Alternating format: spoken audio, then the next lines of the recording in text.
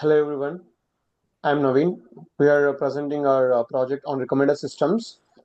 We are primarily focusing on recipes and ingredients as we are working on a recipe recommender systems project. Our team includes Yash, Avinash, Shashank, and me. Coming to the project objectives, we have three primary objectives for the project, which includes extracting latent patterns between the multiple data sets as well as recommending recipes and meals. For this project, we thought of having multiple types of recommender systems, which includes hybrid recommender systems as well as collaborative recommender systems. Based on the objective, we have different types of recommender systems. And coming to data statistics, we have two different types of data sets in our data, which includes ingredients and ratings. Ingredients primarily focuses on types of ingredients, whereas ratings has information about user and food ratings given by user for every type of food and user. This is a distribution plot just to give us a high level overview of distribution in the entire data for cuisine types, veg versus non-veg, which are primary features in the data. From here, my friend Ash will be continuing. Yes, so starting earlier, we try to find out the mean and standard deviation between the ingredients, which is ranging from like cuisine types in the and the diet types. After that, we try to observe the word clouds, like which ingredients are mostly used in which kind of cuisines, and similarly for the veg and non-veg. After that, we try to go very deep into the ingredient distributions, where we try to find out the top 15 most common ingredients in different kinds of cuisines and uh, diets. After that, we try to create a correlation matrix for top 20 ingredients, in from which we can see like which kind of ingredients mostly goes together and which are not mostly used together, so we can make the predictions based on that. After going through all of the experimentary data analysis, we realized there is necessity of having different types of recommender systems in our project. So we started with rule-based recommender systems, which has information about cuisine types, veg, non-veg, and ingredients count, where we will be focusing primarily by filtering the data based on these three features and giving the recommendations. These are kind of hard rules, as you could see here in this slide. Cuisine type, dietary preference, ingredients count are three of the primary features that we used for giving recommendations based on rule based. And content based is completely relying on describe clean column, which has information about ingredients in the data. So here we come up with our own metric where we are trying to identify how many of the required ingredients are actually available with the user. So this is the how we are trying to calculate similarity, and based on the similarity metric that we are calculating here with respect to user available ingredients as well as required ingredients to make recipe, we are recommending top five items, food items. So in the hybrid, we are trying to combine both the rule and content to enhance the performance of the algorithm. Just to give the advantage of both the types, we included rule and content based to create the hybrid recommender systems. And from here, we realize the importance of TF-IDF to understand, and Shashank will be continuing content-based recommender systems using TF-IDF.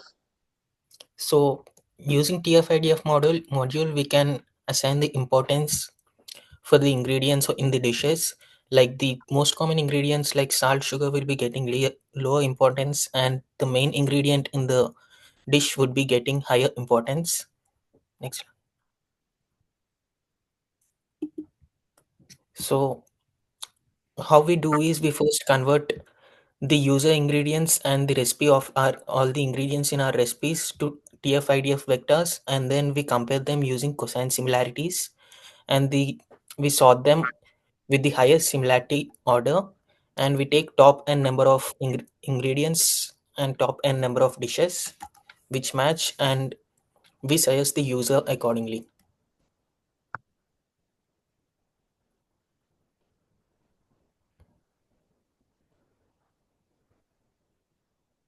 Next slide.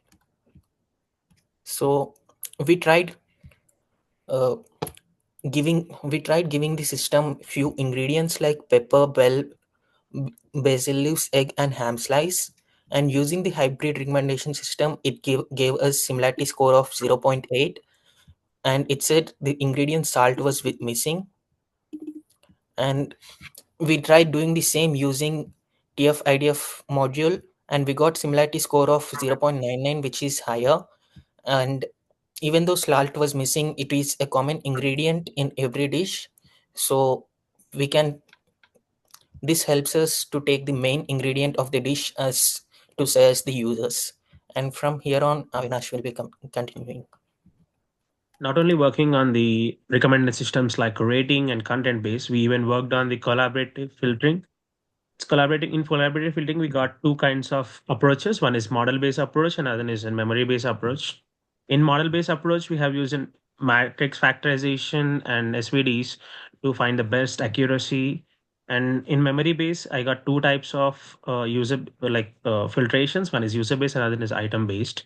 In item based, looking upon the user's rating, looking upon the user's like flavor and his ingredients profile, uh, we have pivoted like user item matrix using the cosine similarity and converted it to item matrix. And then we picked out the rating of the user, like what kind of items he have majorly rated. I have the major ingredients and the flavor profiles, and we suggested the top 5 recommendations of similar ingredients and the flavors. When we look upon the user-based recommendation system here, we have created an user item matrix using same the cosine similarity. But in this sector, not like we have recommended the stuff which the user never tried it, but he rated the similarly way most of the users rated. So we suggested this like cosines which he never rated. Going forward, this is the like outcome of the item based. Looking upon his top 5 ratings and looking upon his top 5 rating in the both criteria, item based and user based, we got this is the output. From here, yes, we'll continue the model base. So yeah, after that we tried to apply the model based, in which we on the matrix factorization we tried to apply the truncated SVD, which mostly focuses on the important part of the data matrix.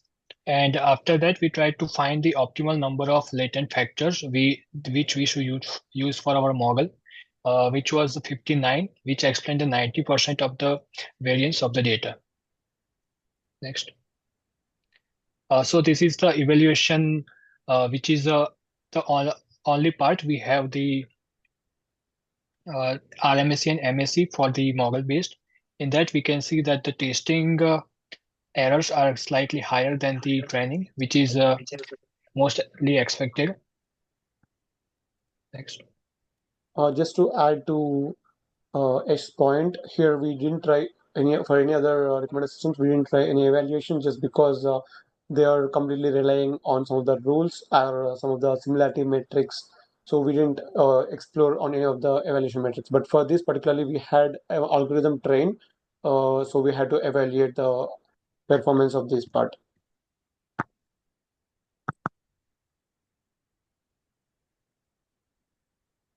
Yeah. Coming back to the limitations. Here we have some limitations for this project, which includes handling of grammatical errors. We are not able to handle grammatical errors with this recommender systems approach because most of them were completely relying on the exact word match. And then we also have some cold start problem with this particular project, as we had some of the users or some of the items which were not having data. Like let's say if they have unseen data, it won't perform better. Coming to future objectives, we have idea to integrate text extraction pipeline from a grocery receipt to make it an user-friendly application. And we also have an idea to include additional features like spice level, cook, and prep times, which can enhance the performance of our recommender systems. This is a short demo that we actually had to, which we had an idea to show, but considering the time, we are not going through the demo part. Thank you. If you have any questions, just send us in a discussion box. Thank you.